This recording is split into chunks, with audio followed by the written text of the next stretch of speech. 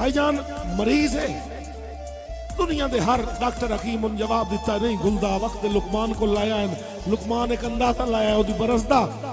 हो सके इलाके दा को बंदा सदो जेड़ा पूरे इलाके नूं जानदा होवे, उन्हें एक बंदा सदया जेड़ा पूरे इलाके नूं जानदा ही। मरीज नबज ते मरीज दी नबज ते हकीम हाथ रखिया है, उस बुजुर्ग नूं उस बंदे नूं आखिया सी इलाके दे नाल नाल वाले पिंड गिण, उस पिंड गिणने शुरू कीते, ओदा नबज ते हाथ अखी नूटियां होईयां, बाबा जी बुजुर्ग भी बैठे अखी नूटियां होईयां हकीम दियां, नबज ते हाथ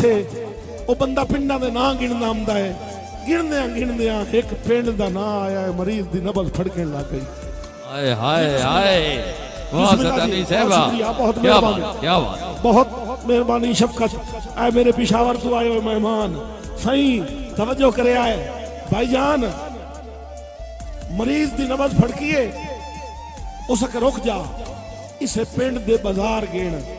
उस बाजार गिणने शुरू कर दिते ने, एक बाजार ते मरीज दी नबज फड़कीए उसके रुक जा, इस बाजार दियां गलियां गिण,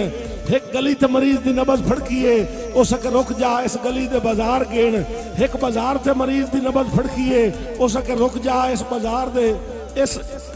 दे घर गिण, एक घर ते मरीज दी नबज फड़की उसके रुक जा,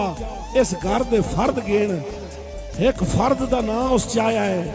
मरीज दी नबज नहीं फड़की, मरीज सारा तड़पण लग गया। ओए होए बिस्मिल्लाह बिस्मिल्लाह जी जी बिस्मिल्लाह, रात के इस टाइम तो इतनी मोहब्बत, बिस्मिल्लाह किबला, मरीज सारा पिया पिया तड़पण लग गया है। हकीम साहब आख्या ये बंदा विखा दो तो हो सकता ठीक हो जाए, उन्हें आख्या जी उस इलाके साड़ी दुश्मनी है, असीं आ जा ही नहीं सकते, किसी तरीके नाल विखाओ, आखिरी हल है। उन्हें ओदा वेश वटा के